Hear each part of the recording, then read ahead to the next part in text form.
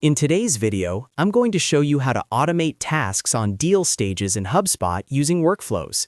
This is incredibly useful if you want actions to happen automatically whenever a deal moves to a certain stage in your pipeline.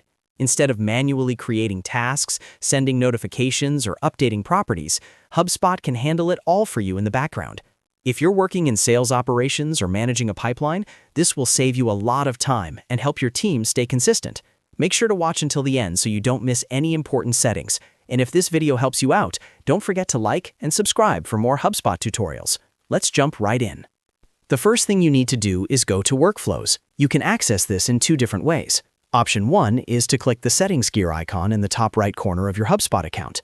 Option 2, and usually the faster method, is to go to the main navigation bar, click on Automation, and then select Workflows. This will take you to the Workflows dashboard, where you can manage existing workflows or create a new one. Next, you'll need to either create a new deal-based workflow or open an existing one. If you're creating a new workflow, make sure you select Deal-based as your workflow type. This is important because we want the automation to trigger based on changes to deals, specifically deal stages. If you already have a workflow set up, simply click into it to edit the triggers and actions. Now let's set the enrollment trigger, which is the most important part. If you're working inside an existing workflow, you'll see a card in the editor that says Trigger Enrollment for Deal. Click on that card to edit it. If there are already triggers configured, look to the left panel and click Change Start Trigger. Keep in mind that changing the start trigger will erase any current enrollment triggers, so make sure you actually want to replace them. When prompted, click Confirm in the dialog box. In the left panel, choose When an event occurs. This allows the workflow to enroll deals automatically when a specific action happens, such as a property update. From there, select your event trigger. Since we're automating tasks based on deal stages, you'll typically choose a trigger related to a deal property change, such as deal stage is known or deal stage equals a specific stage in your pipeline.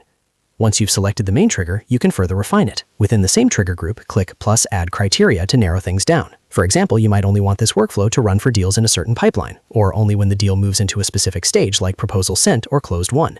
Adding these criteria ensures your automation runs exactly when you need it to, and not for every single deal update. After configuring your event triggers and any additional criteria, review everything carefully to make sure the logic is correct. When you're satisfied, look above the trigger groups and click Done. This saves your enrollment trigger settings.